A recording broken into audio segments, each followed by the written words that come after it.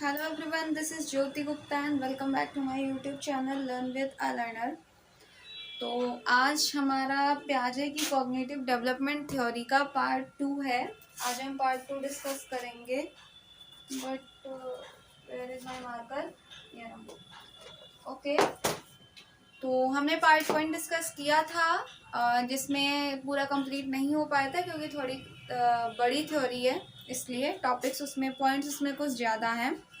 तो स्टार्ट करते हैं। सबसे पहले उनकी जो थ्योरी का एक कंक्लूजन निकल के आता है, मैं वो एक्सप्लेन कर देती हूँ और उसके बाद आगे की फर्दर पॉइंट्स जो हैं वो डिस्कस करूँगी। तो उनका थ्योरी का जो क्रक्स है वो यही है कि child born with some mental and cognitive structure या कह सकते हैं skills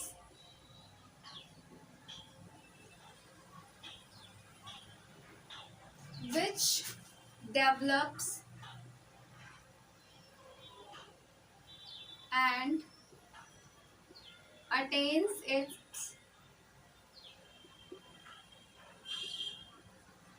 maximum growth। चाइल्ड जो होते हैं वो कुछ मेंटल एंड कॉग्निटिव स्ट्रक्चर के साथ ही बॉर्न होते हैं जो कि डेवलप हो जाते हैं और अपनी मैक्सिमम ग्रोथ तक पहुंच जाते हैं। Attains its maximum growth at the age of 14 और 15 ईयर्स। 14 और 15 ईयर्स यानी कि जो बच्चे होते हैं वो कुछ मेंटल यानी कि संज्ञानात्मक कौशल के साथ ही पैदा होते हैं और जो कि स्टेजेस में डेवलप होता है हर ईयर और पूरी तरीके से डेवलप हो जाता है 14 से 15 साल की एज तक।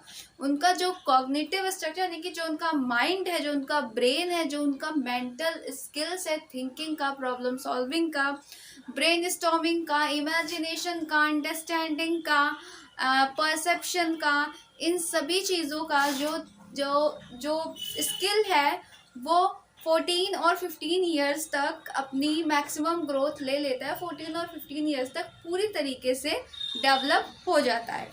ये पियाजे की थ्योरी है। अब इसमें और भी बहुत सारे पॉइंट्स हैं, अभी तो उनकी स्टेजेस को भी डिस्कस करना बाकी है, ये आप नोट कर लीजिएगा। और अब बात करते हैं, पियाजे ने कुछ फैक्टर्स की बात की है, कुछ 4 फैक्टर्स की बात की है।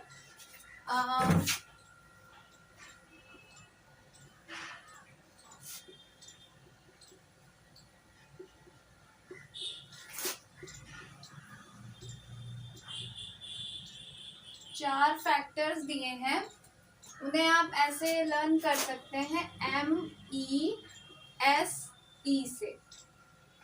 4 फैक्टर्स वो हैं क्या? दिखाई दे रहा है? हाँ, फर्स्ट वो क्या है? वो है मैच्योरेशन। ओके, फर्स्ट है मैच्योरेशन, सेकंड है एक्सपीरियंस, थर्ड है सोशल इंटरैक्शन,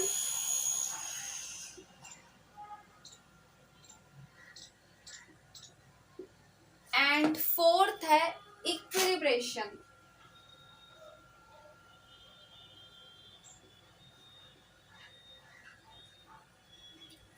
इनकी हिंदी में साथ साथ बता देती हूँ। मैच्योरेशन यानी कि परिपक्वता, एक्सपीरियंस यानी कि अनुभव, सोशल इंटरैक्शन यानी कि सामाजिक अन्योन्य क्रिया, एंड इक्विलिब्रेशन यानी कि उनके बीच में संगठन या संतुलन कह सकते हैं हम, उनके बीच में संतुलन।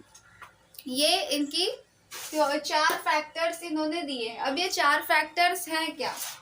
मैच्योरेशन यानी कि परिपक्वता। पियाजे कहते हैं कि जो हेरिडिटी होती है, मैं दिख रही हूँ, हाँ, जो हेरिडिटी होती है वो डायरेक्टली रिलेट करती है हमारे कॉग्निटिव डेवलपमेंट से। जो हेरिडिटी होती है वो डायरेक्टली रिलेट करती है हमारे कॉग्निटिव डेवलपमेंट से। एक्सपीरियंस क्या हुआ, बच्चा जो एक्टिविटी करता है, प्याजे ने जो मैंने कल पॉइंट बताया था कि बच्चे जो होते हैं वो एक्टिविटी के थ्रू नॉलेज का कंस्ट्रक्शन करते हैं। तो वो जो एक्टिविटी करते हैं, एक्टिविटी से जो उनको अनुभव मिलता है, यानी कि जो एक्सपीरियंस मिलता है, एक्टिविटी से जो उनको एक्सपीरियंस मिलता है वो सोशल इंटरेक्शन। प्याजे ने भी अपनी थ्योरी में सोशल इंटरेक्शन की बात की है, यानी कि बच्चा अपने आसपास के वातावरण से, अपने आसपास के एनवायरनमेंट से इंटरेक्ट करता है। इंटरेक्ट तो करेगा ना, अपने आसपास के एनवायरनमेंट में ही रहेगा, इसलिए सोशल इंटरेक्शन यानी कि सामाजिक अन्योन्य क्रिया, इसको हिंदी में कहेंगे सामाजिक अन्योन्य क्रिया। तो बच्चा अपने आसपास के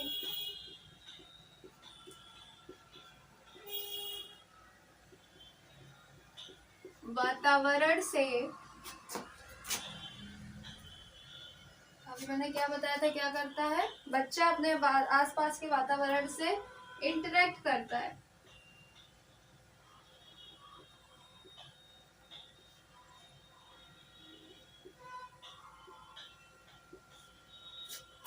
अपने आसपास के वातावरण से इंटरेक्ट करता है। और इक्विलिब्रेशन यानी कि इन सभी चीजों के बीच में एक तरह से बैलेंस बना रहना बहुत जरूरी है। कंफ्यूजन टू क्लैरिटी जाना, इक्विलिब्रेशन यानी कि बैलेंस बना रहना, बैलेंस, संगठन यानी कि बैलेंस, इन सभी चीजों में बैलेंस बना रहना। तो आप इन चारों पॉइंट्स को नोट कर लीजिए। इसमें से एक दो पॉइंट्स हैं जो अभी एक एक पॉइंट को मैं अलग अलग समझाऊंगी, पहले आप इन चारों पॉइंट्स को नोट कर लीजिए। जिसमें मैच्योरेशन एक बहुत इम्पोर्टेंट है, जिससे रिलेट करता है। मैच्योरेशन से एक पॉइंट है, हम इनको रब कर देते हैं। ओके, अब जैसे बात करते हैं मैच्योरिटी, प्याजे ने अपनी थ्योरी में मैच्योरिटी को बहुत ज़्यादा इम्पोर्टेंस दी है, बहुत ज़्यादा महत्वपूर्ण बताया है। कैसे? मैच्योरिटी यानी कि परिपक्वता, हिंदी में हम इसे कहेंगे परिपक्वता, ठीक है। मैच्योरिटी, मैच्योरिटी, अब ये हेरिडिटी यानी कि प्याजे कहते हैं कि जो हेरिडिटी होती है वो बच्चे के कॉग्निटिव डेवलपमेंट से डायरेक्टली रिलेट करती है। क्यों? क्योंकि अगर बच्चा मैच्योर नहीं है तो हम उसे सिखा नहीं सकते हैं। बच्चा जैसे जैसे मैच्योर होता जाता है वैसे वैसे उसका जो कॉग्निटिव स्किल्स है, जो उसका कॉग्निशन है, जो उसका संज्ञान है, वो भी डेवलप होता जाता है। जैसे जैसे बच्चा मैच्योर होता है वैसे वैसे उसके कॉग्निशन का भी डेवलपमेंट होता जाता है, वैसे वैसे उसके संज्ञान का भी विकास होता है। इसको मैं हिंदी में लिख देती हूँ कि जैसे जैसे बच्चा परिपक्व होता है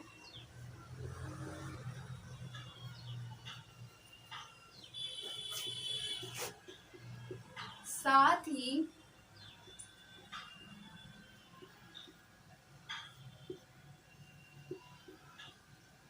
उसके संज्ञान का विकास होता है, यानी कि दोनों एक साथ चलता रहता है। अब इसको हम एक एग्जाम्पल की तरह समझ सकते हैं। जैसे कि एक 4-5 साल का बच्चा है तो जो मेंटल स्किल्स है या जो कॉग्निटिव डेवलपमेंट है, जो उसका कॉग्निशन है वो भी डेवलप हुआ है। वो ऐसा नहीं है कि उसका दिमाग खाली है, उसके कॉग्निशन यानी कि उसके अंदर अभी मेंटल स्किल्स डेवलप हुई हैं, बट वो मेंटल स्किल्स इतनी मैच्योर नहीं है कि आप एक 4-5 साल के बच्चे को 10th क्लास का मैथ पढ़ा दें। अब वो कुछ एक्सेप्शंस होते हैं, जो बच्चे एक्सेप्शंस आते हैं वो अलग बात होती है, हम यहाँ नॉर्मल बच्चों की बात कर रहे हैं। यानी कि जो जैसे मान लीजिए 10 साल का बच्चा है तो उसके भी मेंटल स्किल्स डेवलप हुई हैं, स्टेजेस के अकॉर्डिंग उसकी भी मेंटल स्किल्स डेवलप हुई हैं, बट वो इतनी डेवलप नहीं हुई है कि हम उसको 10th क्लास का मैथ या हम उसको ये थ्योरी समझा सके, या हम उसको प्याजे की थ्योरी समझाने बैठ जाएं, या हम उसको कोई और चीज़ बताने चले जाएं जो उसकी मैच्योरिटी जिसके लिए वो मैच्योर नहीं है, 10-12 साल के बच्चे को हम बाइक नहीं सिखा सकते, हम उसे साइकिल सिखा सकते हैं, क्योंकि वो साइकिल सीखने के लिए उसकी जो बॉडी है वो मैच्योर हुई है, बट एक बाइक को सीखने के लिए उसकी बॉडी मैच्योर नहीं है। इसलिए प्याजे कहते हैं कि जो मैच्योरिटी होती है वो उनके कॉग्निटिव डेवलपमेंट से, उनके माइंड से डायरेक्टली, उनके कॉग्निशन से डायरेक्टली रिलेट करती है। एक्सपीरियंस क्या था, जो बच्चा एक्टिविटी करता है उससे उसको अनुभव प्राप्त होता है। सोशल इंटरेक्शन क्या था कि बच्चा अपने आसपास के वातावरण में इंटरेक्ट करता है। और इक्विलिब्रेशन क्या था, वो था इन सब में बैलेंस बना रहना, यानी कि संगठन इन सब चीज़ों में बैलेंस बना रहना, इम्बैलेंस ना होना। ये कुछ फैक्टर उन्होंने बताए हैं। और प्याजे ने अपनी थ्योरी में एक ऐसा पॉइंट है, एक ऐसा फैक्टर है जिसको बहुत ज़्यादा इम्पोर्टेंस नहीं दी है। प्याजे ने बताया है एक ऐसा फैक्टर है जिसको बहुत ज़्यादा इम्पोर्टेंस नहीं दी है, और वो फैक्टर कौन सा है, वो फैक्टर है लैंग्वेज। ठीक है, प्याजे ने कहा है कि लैंग्वेज का बच्चे के संज्ञानात्मक विकास पर बहुत ज़्यादा प्रभाव नहीं पड़ता है। लैंग्वेज बच्चे के संज्ञानात्मक विकास को बहुत ज़्यादा प्रभावित नहीं करती है, यानी कि लैंग्वेज जो है वो बच्चे के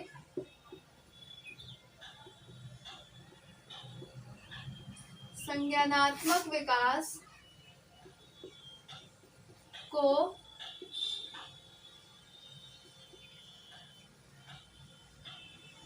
प्रभावित नहीं करती है, इसको बहुत ज़्यादा इम्पोर्टेंस नहीं दी है प्याजे ने। ओके, नेक्स्ट एक पॉइंट है इसमें जो कि बताया है, वो है ईगोसेंट्रिक स्पीच।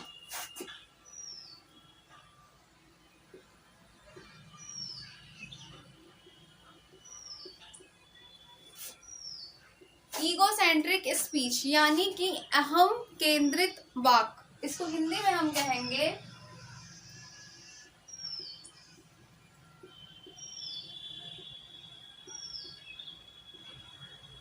अहम केंद्रित वाक। अब ये ईगोसेंट्रिक स्पीच क्या होती है, प्याजे कहते हैं कि जो 4-5 साल के बच्चे होते हैं, जो छोटे बच्चे होते हैं, वो अपने आप से ही बातें किया करते हैं। जब वो अकेले होते हैं, लाइक वो खेल रहे होते हैं, तो वो अपने आप से ही बातें किया करते हैं, और उनका अपने आप से बातें करना ही ईगोसेंट्रिक स्पीच कहा है। और प्याजे ने इसको बहुत महत्वपूर्ण नहीं बताया, मतलब कहा है कि इसका कोई यूज़ नहीं है, इसका उनके कॉग्निटिव डेवलपमेंट में कोई यूज़ नहीं है, इसकी बहुत ज़्यादा इम्पोर्टेंस नहीं दी है प्याजे ने अपनी थ्योरी में। बट ये पॉइंट है तो ये आपके लिए जानना ज़रूरी है, क्योंकि इस पर क्वेश्चन आता है। अहम केंद्रित वाक यानी कि जैसे बच्चा अगर खेल रहा है तो वो खुद को डायरेक्ट करता रहता है कि हाँ, इस टॉय को मैं ऐसे घुमाऊंगा, इसको मैं ऐसे करूंगा, इसको मैं ऐसे लेके जाऊंगा। आप ध्यान दीजिए, तो बच्चे अपने आप से बातें करते रहते हैं जब वो अकेले होते हैं। वो खेल रहे होते हैं तो भी वो अपने आप से बातें कर रहे होते हैं, उनके मन में कुछ कारस्तानी चल रही होती है तो भी वो अपने आप से बातें कर रहे होते हैं। उसी को ईगोसेंट्रिक स्पीच का है, यानी कि अहम केंद्रित वाक। और प्याजे ये भी कहते हैं कि बच्चा ये क्यों करता है, क्योंकि बच्चा जो होता है वो बहुत ज़्यादा सेल्फ सेंटर्ड होता है। क्या होता है, बच्चा बहुत ज़्यादा सेल्फ सेंटर्ड होता है, इसलिए बच्चा ईगो सेंट्रिक स्पीच यानी कि अहम केंद्रित वाक करता है। बट इसका कॉग्निटिव डेवलपमेंट से बहुत ज़्यादा इससे कॉग्निटिव डेवलपमेंट पे बहुत ज़्यादा प्रभाव नहीं पड़ता है। इसको अपनी थ्योरी में बहुत ज़्यादा इम्पोर्टेंस नहीं दी है, बट इसकी बात प्याजे ने ही की है। इस चीज़ का आपको ध्यान रखना है। ये पॉइंट्स हैं जो एक एक करके मैं आपको बता रही हूँ। अभी कुछ और पॉइंट्स बचे हैं जो कि हैं, अब बात करते हैं हम स्कीमा की। स्कीमा क्या होता है? इसको हिंदी में भी हम स्कीमा ही कहते हैं। स्कीमा का मतलब होता है पैकेट्स ऑफ इंफॉर्मेशन, यानी कि रूम्स ऑफ इंफॉर्मेशन। इसकी अलग अलग डेफिनेशन है, packets of information, rooms of information. Schema क्या होता है कि जैसे हम किसी चीज़ को देखते हैं, लाइक हमने इस मार्कर को देखा तो हाँ हमें पता चला कि ये एक मार्कर है, तो ये हमारे माइंड में इसकी इंफॉर्मेशन हमारे माइंड में गई और ये जाके हमारे माइंड में इसकी इंफॉर्मेशन कि ये एक मार्कर है, इसकी इमेज और ये इसका नाम हमारे माइंड में जाके स्टोर हो जाता है। फिर नेक्स्ट टाइम जब हम इस मार्कर को देखते हैं तो जो हमारे अंदर हमारे माइंड में जो स्कीमा बना हुआ है, इसका जो इंफॉर्मेशन स्टोर्ड है वही निकल के आती है और उससे ही हम इसको रिकॉग्नाइज करते हैं कि हाँ ये मार्कर है। जब हम इसको दोबारा देखते हैं, यही होता है स्कीमा, यानी कि packets of information.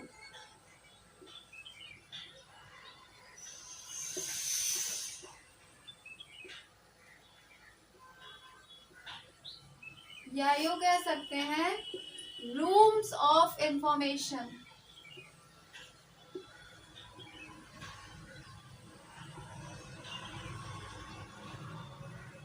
Packets of information या रूम्स ऑफ इंफॉर्मेशन मैंने सिंपली आपको बताया। या हमने किसी मान लीजिए हमने कैट को देखा, एक कैट देखी तो हमने उसका एक इमेज अपने माइंड में बना लिया कि हाँ उसके 4 पैर होते हैं, उसका फेस ऐसा होता है, ये एक कैट है, तो उसका इंफॉर्मेशन उसका एक स्कीमा हमारे माइंड में बन जाता है। और जब दोबारा हम उस चीज़ को देखते हैं या उस कैट को देखते हैं तो उस इंफॉर्मेशन उस स्कीमा से ही हम उसको रिकॉग्नाइज कर पाते हैं कि हाँ ये कैट है। यही होता है स्कीमा, और इसको हिंदी में भी हम स्कीमा कहते हैं, पैकेट्स ऑफ इंफॉर्मेशन या रूम्स ऑफ इंफॉर्मेशन। और इसकी बहुत ज़्यादा बात करते हैं प्याजे ने अपनी थ्योरी में इसको बहुत ज़्यादा इम्पोर्टेंस दी है और उन्होंने बताया है कि ये जो स्कीमा है ये अपडेट होता रहता है। जो स्कीमा है ये अपडेट होता रहता है, इसकी पूरी प्रोसेस होती है। कैसे अपडेट होता है?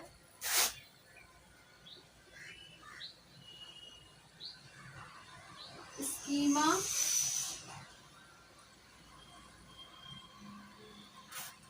अपडेट होता रहता है और अपडेट होने की जो प्रोसेस है वो क्या है? वो एडेप्टेशन की प्रोसेस होती है। स्कीमा के अपडेट होने की जो प्रोसेस है वो एडेप्टेशन की प्रोसेस होती है।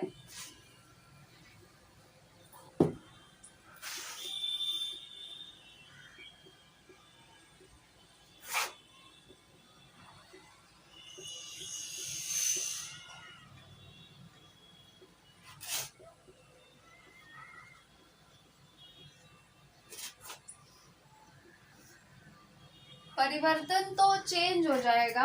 अपडेट को हिंदी में क्या कहेंगे? मॉडिफाई कहेंगे, संगठन कहेंगे, नहीं ये एग्जैक्ट वर्ड नहीं होगा इसके लिए। ओके, स्कीमा अपडेट होता है थ्रू एसिमिलेशन। इसकी एक पूरी प्रोसेस होती है।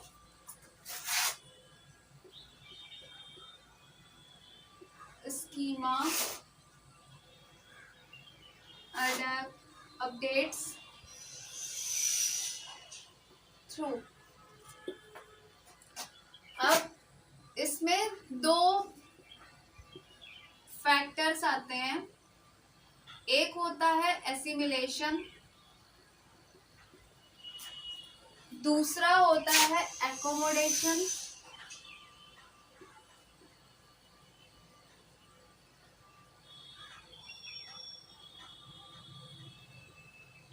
और ये दोनों प्रोसेस आती हैं एडेप्टेशन के अंदर।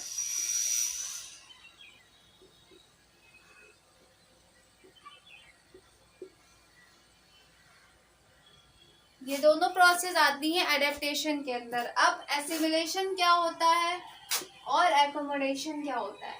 एसिमिलेशन का मतलब होता है आत्मसात्करण करना,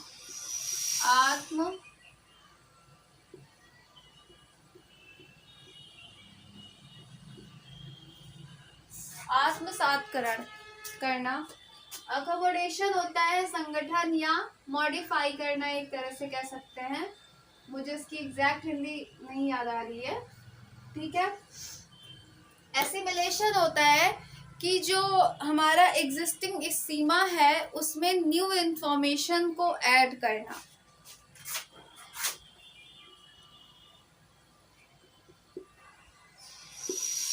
adding new information in the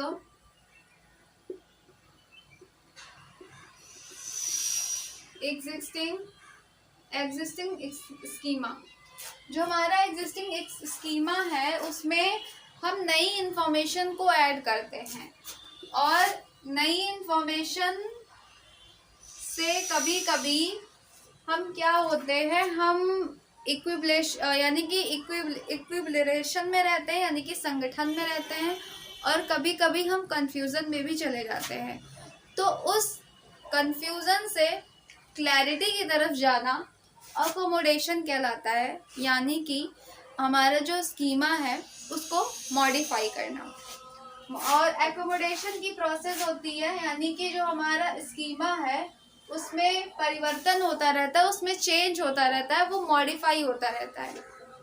तो ये क्लास बहुत लंबी हो जाएगी अगर मैं आगे समझाऊंगी। आज हम इसको इस पे ख़त्म करते हैं। अभी इसमें ये टॉपिक मुझे पूरा फिर से समझाना है अच्छे से, और इनकी 4 स्टेजेस है उसको बतानी है। मैं ट्राई करूंगी कि ये एक क्लास में कंप्लीट हो जाए, बट अगर एक में नहीं हुई तो 2 लूंगी, यानी कि प्याजे की टोटल 4 क्लासेस हो जाएंगी। क्योंकि मैं नहीं चाहती हूँ कि आपका एक भी पॉइंट छूटे या फिर कहीं भी आपको कंफ्यूजन रहे। कोई भी आपको कंफ्यूजन हो, आप कमेंट बॉक्स में आप कमेंट करिए, आपकी क्वेरी तुरंत सॉल्व होगी।